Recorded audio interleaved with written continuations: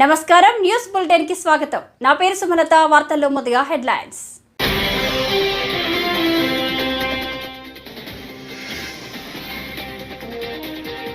కుటుంబ సమేతంగా తిరుమల శ్రీవారిని దర్శించుకున్న తెలంగాణ సీఎం రేవంత్ రెడ్డి.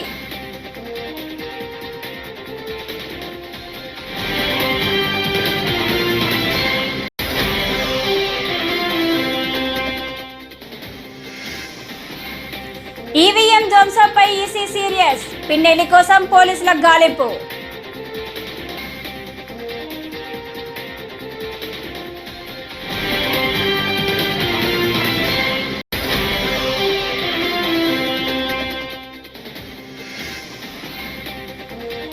విదేశాలకు వెళ్లిన సీఎం జగన్. విపక్ష నేత చంద్రబాబు ఎందుకు చెప్పకుండా వెళ్లారన్న బొత్స.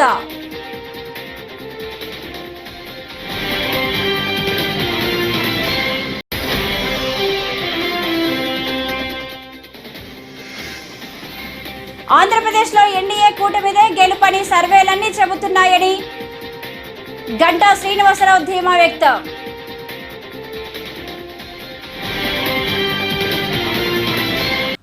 ఇక డీటెయిల్స్ చూస్తే, ఆంధ్రప్రదేశ్లో ఏర్పడబోయే కొత్త ప్రభుత్వంతో తెలంగాణ సత్సంబంధాలను మెయింటైన్ చేస్తుందని ముఖ్యమంత్రి రేవంత్ రెడ్డి పేర్కొన్నారు.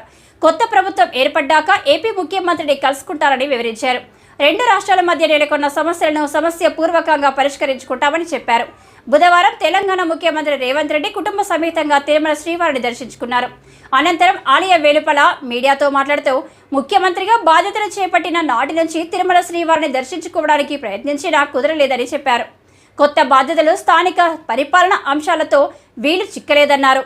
రెండు రాష్ట్రాల్లో ఎన్నికల హడావుడి ముగియడంతో ఈరోజు స్వామిని దర్శించుకున్నట్లు తెలిపారు. Hi. Smile please.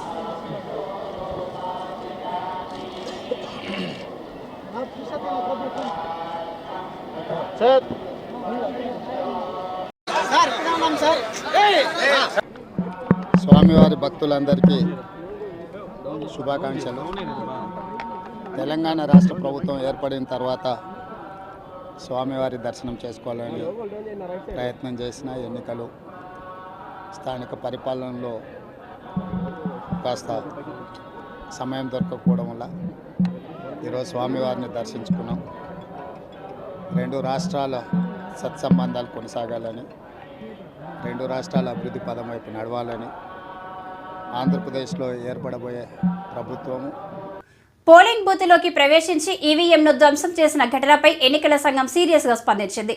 ఈ ఘటనకు కారణమైన మాచర్ల ఎమ్మెల్యే పిన్నెల్లి రామకృష్ణారెడ్డిని వెంటనే అరెస్టు చేయాలని పోలీసులను ఆదేశించింది. సాయంత్రం లోపు ఈ ఘటనకు సంబంధించి పూర్తి వివరాలతో నివేదిక సమర్పించాలని ఏపీ సీఈఓ ముఖేష్ కుమార్ మీనాకు ఆదేశాలు జారీ చేసింది.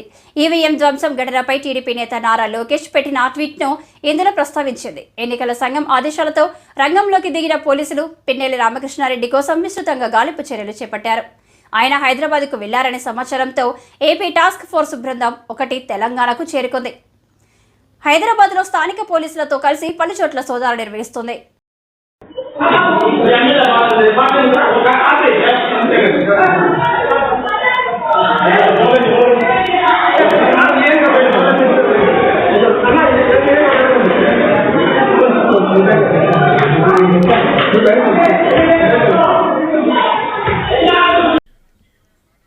పోలింగ్ రోజు మనకు 9 పోలింగ్ స్టేషన్స్లో టోటల్గా మొత్తం రాష్ట్రంలో ఈవీఎం డ్యామేజ్ చేయడం జరిగింది.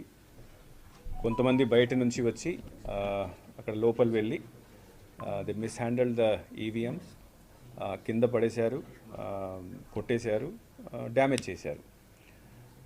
దాంట్లో మెయిన్లీ మాచర్లలో 7 ఇన్సిడెంట్స్ జరిగినాయి. మాకు 12:30 ఆ రోజు 12:30 నుంచి 1:30 వరకు ఎన్ని ఇన్సిడెంట్స్ జరిగినాయి.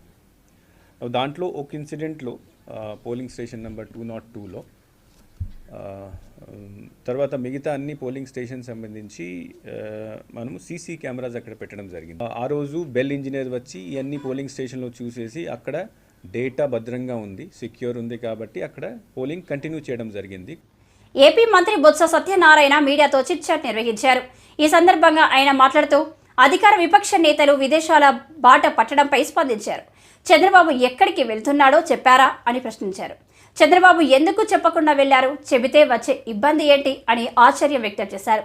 ఫలానా ఊరు వెళ్తున్నారని చెబితే నష్టం ఏముంది అన్నారు. రాష్ట్రంలో ప్రధాన ప్రతిపక్ష నాయకుడు, రాష్ట్రంలో ప్రభుత్వాన్ని నడుపుతున్న నాయకుడు ఎక్కడికైనా వెళితే ఆ విషయం చెప్పాల్సిన అవసరం ఉందని బొత్స స్పష్టం చేశారు. మళ్ళీ చీటింగ్ అయిపోయింది. రుణమాఫీ మాఫీ ఆ మాఫీ అన్ని మాటలు ఇచ్చి మోసం చేస్తాడు. దాంతో కెళ్ళిపెట్టిపోయింది. లేకపోతే ఆ మాటని ఇప్పటికి నెక్స్ట్ గెలిచాడు కదా. నేను మారిపోయానంటే ప్రజలు నమ్మేశారు కదా. కానీ మళ్ళీ చీట్ చేశాడు. చీట్ చేయగానే మళ్ళీ పోయింది. ఇప్పుడు జగన్మోహన్ అదే మాట చెప్పాడు. కాబట్టి ఆంధ్రప్రదేశ్లో ఎన్డీఏ కూటమిదే గెలుపని సర్వేలన్నీ చెబుతున్నాయని తెదేపా నేత గంటా శ్రీనివాసరావు ధీమా వ్యక్తం చేశారు. విశాఖలో నిర్వహించిన తెదేపా నేతల మీడియా సమావేశంలో ఆయన మాట్లాడారు. జూన్ 9న విశాఖలో జగన్ ప్రమాణ స్వీకారం అంటూ వైకాపా నాయకులు మైండ్ గేమ్ ఆడుకున్నారని దుయ్యబట్టారు. ఎన్నికల ఫలితాలు చూసి జగన్ షాక్ అవుతారని ఎద్దేవా చేశారు. మొన్న 13వ తారీఖు పోలింగ్ అయిన తర్వాత ఆ పోలింగ్ సరళి కానీ పోలింగ్ ముందు జరిగిన పరిణామాలు కానీ చూస్తూ ఉంటే ఎన్నిక అనేది ఏకపక్షంగా కూటమి వైపు ప్రజలు మొగ్గు చూపారనేది మనకు అర్థమవుతా ఉంది. దానికి అంతకు ముందు జరిగిన పోస్టల్ బ్యాలెట్లో కానీ అలాగే హైదరాబాద్ నుంచి బెంగళూరు చెన్నై నగరాల నుంచి ప్రజలు ట్రైన్స్లో బస్సుల్లో యాలాడుతూ వాళ్ళు వచ్చిన తీరు, టోల్ గేట్స్ దగ్గర రద్దీ, ఇవన్నీ సంక్రాంతి పండుగను తలపించే విధంగా ప్రజలు వచ్చి ఓట్లేసిన విధానం కానీ అలాగే పర్సంటేజ్ ఆఫ్ పోలింగ్ ఎక్కడ. టీడీపీ అధినేత చంద్రబాబు ఎన్ని విధ్వంసాలు సృష్టించినా రాష్ట్రంలో వైసీపీ విజయాన్ని అడ్డుకోలేరని మంత్రి జోగి రమేష్ ధీమా వ్యక్తం చేశారు. ఎన్నికల్లో వైసీపీ గెలుపు ఖాయమని, వైసీపీ కార్యకర్తలంతా సంబరాలకు సిద్ధం కావాలని పిలుపునిచ్చారు. చంద్రబాబు ఎల్లో మీడియాకు కూడా చెప్పకుండా ఎక్కడికి వెళ్లారని జోగి రమేష్ ప్రశ్నించారు. దోచుకున్న డబ్బును దాచుకునేందుకు దుబాయ్ వెళ్లారా అని వ్యాఖ్యానించారు. చంద్రబాబు పరారీతో టీడీపీ నేతల నోటికి తాళాలు పడ్డాయని ఎద్దేవా చేశారు. కొట్టేసిన డబ్బంతా కూడా దుబాయ్లో దాయడానికి పోయాడా? ఎక్కడికి వెళ్ళాడు? ఈ పరిస్థితుల్లో చంద్రబాబు నాయుడే కనపడకుండా పోతే తెలుగుదేశం పార్టీ అడ్రస్ గల్లంతా. అవునా కదా?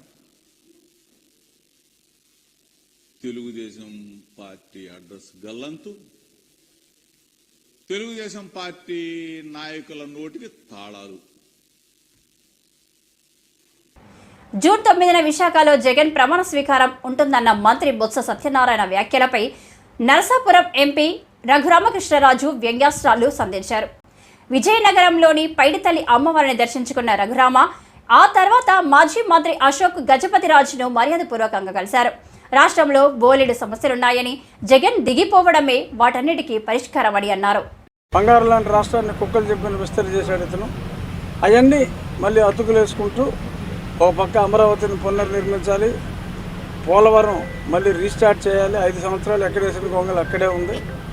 ఈ అన్నిటితో పాటు అభివృద్ధి జరగాలి. ఎందుకంటే సంక్షేమం చాలా పథకాలు చంద్రబాబు నాయుడు గారు కాబోయే ముఖ్యమంత్రి గారు కూడా అనౌన్స్ చేశారు, సూపర్ 6. ఇవన్నీ జరగాలి అంటే అభివృద్ధి సైమల్టేనియస్గా వాయు వేగంతో జరగాలి. ఢిల్లీతో సత్సంబంధాలు లేకపోతే అసలు మన రాష్ట్రాన్ని బాగా చేసుకోలేం. సో కాబట్టి ఢిల్లీతో సత్సంబంధాలు అన్నది చాలా అవసరం.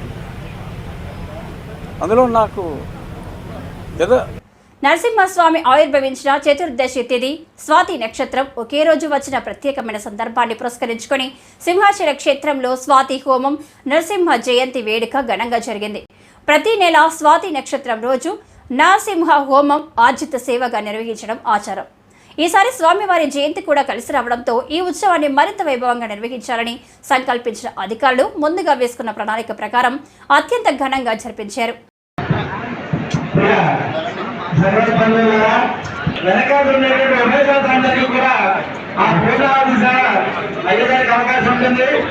నిలబడాలి అనుకుంటే కనుక దగ్గరగా ఉంటే దయచేసి వెనకాల ఉన్నట్టు భక్తులు ఉంది కూడా ఇబ్బంది పెట్టద్దు. దయచేసి అందరూ కూర్చోవలసిందిగా విజ్ఞప్తి. చేయించండి.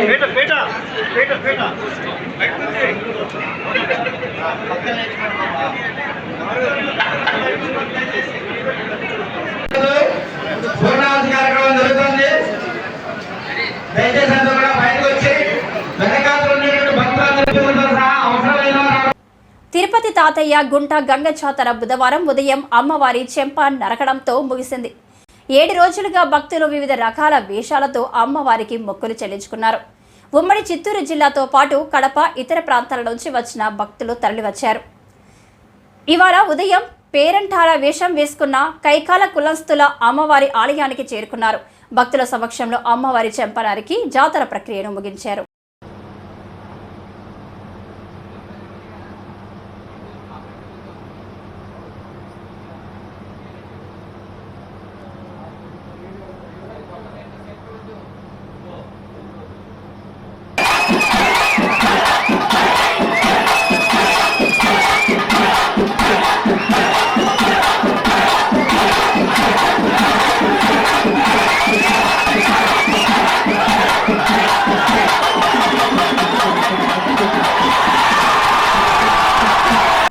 వచ్చే నెల 4వ తేదీన జరిగే కౌంటింగ్ కూడా ప్రతి ఒక్కరూ సహకరించాలని జిల్లా ఎస్పీ సతీష్ కుమార్ కోరారు. బుధవారం కాకినాడ సూర్య కళా మందిరంలో వివిధ రాజకీయ పార్టీ నాయకులు, కార్యకర్తలు సమావేశం నిర్వహించారు. ఈ సందర్భంగా ఆయన మాట్లాడుతూ ఎన్నికల కౌంటింగ్ అనేది పండుగ వాతావరణం కార్యకర్తలు నిర్వహించుకోవాలని, దానిని ఘర్షణ వాతావరణంలో నిర్వహించుకోవడం సరికాదన్నారు. ఎన్నికల కౌంటింగ్కు ఏర్పాట్లు చేశామన్నారు. మనము 13th మన పోలింగ్ డే ఎలాగా కొంత శాంతికరమైన పద్ధతిలో జరిగిందో అదేవిధంగా కౌంటింగ్ రోజు కూడా మనము శాంతి భద్రతతో పాటు మన ప్రజల సపోర్టుతో పాటు ప్రశాంతంగా జరిపించాలన్న ఒక ఉద్దేశంతో పాటు ఈరోజు మనం మీటింగ్ కండక్ట్ చేయడం జరిగింది. దీంట్లో మనకు 144 సెక్షన్ 30 సెక్షన్లు అమల్లో ఉండడము, తర్వాత మన కలెక్టర్ సార్ కూడా మన కమింగ్ డేస్లో ఆల్ పొలిటికల్ పార్టీస్ మీటింగ్ పెడతారు. దాంట్లో వాళ్ళకి ఏదైనా డౌట్ ఉందంటే ఈ కౌంటింగ్ ఏజెంట్ సంబంధించినది. ఈ నెల 24వ తేదీ నుండి జరగనున్న 10వ తరగతి అడ్వాన్స్డ్ సప్లిమెంటరీ పరీక్షలను సజావుగా నిర్వహించేందుకు అవసరమైన ఏర్పాట్లు చేసినట్లు జిల్లా విద్యాశాఖ అధికారి రమేష్ తెలిపారు. బుధవారం కాకినాడ జిల్లా విద్యాశాఖ కార్యాలయంలో పరీక్షలపై సమీక్ష అక్షరాలు నిర్వహించారు. ఈ సందర్భంగా ఆయన మాట్లాడారు. ఈ పరీక్షలకు మొత్తం 7,915 మంది విద్యార్థుల కోసం 29 పరీక్ష కేంద్రాలను ఏర్పాటు చేశామన్నారు.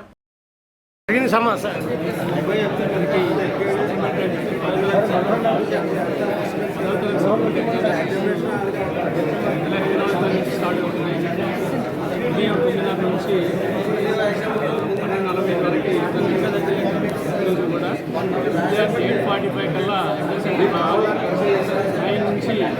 8:45 నుంచి 9:30 లోపు సీట్లో కూర్చుంటే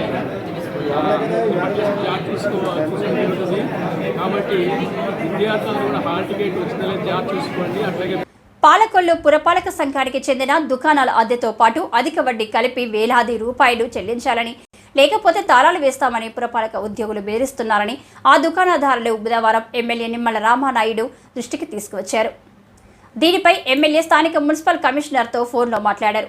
చిన్నపాటి మెకానికర్స్, ఇతర వ్యాపారులను ఇబ్బంది పెట్టవద్దని సూచించారు. 2020లో 714 రూపాయలు కట్టారండి ఈ షాప్కి. ఇప్పుడు వెళ్తే అదే షాప్కి ఇప్పుడు వెళ్తే 8,830 రూపాయలు వేసి కట్టమంటున్నారు. కొత్తది న్యూ అండి. ఓల్డ్ టైప్ ఏమో 2 లక్షల బ్యాగ్ ఉందని చెప్పి అది వేసారండి. ఇది 2018 నుంచి జియో వచ్చిందని చెప్పి రాసిచ్చారండి. నేను 2019, 21 కూడా కట్టానండి. 714 రూపాయలు చెప్పి. ఎస్సీ కోటా షాప్ అండి. అసలు ఇదే ఎలా ఉంటే మా షాపుల పరిస్థితి రిజర్వేషన్ షాప్ అండి. ఇది మీరంత నెలకు 700 రూపాయలు ఉండేది. ఇప్పుడు చూడండి 8,830 రూపాయలు వేసి కట్టమంటున్నారు. కొత్తది. జూన్ 4న నిర్వహించనున్న ఓట్ల లెక్కింపుకు అవసరమైన ఏర్పాట్లను త్వరగా పూర్తి చేయాలని జిల్లా కలెక్టర్ దినేష్ కుమార్ అధికారులను ఆదేశించారు. ఒంగోలులోని రైస్ ఇంజనీరింగ్ కళాశాలలో ఈవీఎంలు భద్రపరిచిన స్ట్రాంగ్ రూమ్, ఓట్ల లెక్కింపునకు సంబంధించిన ఏర్పాట్లను మంగళవారం రాత్రి అధికారులతో కలిసి కలెక్టర్ పరిశీలించారు. ఓట్ల లెక్కింపు గదుల వద్ద సిబ్బందికి, రాజకీయ ఏజెంట్లకు వేర్వేరుగా బారికేడ్లు ఏర్పాట్లు చేయాలన్నారు.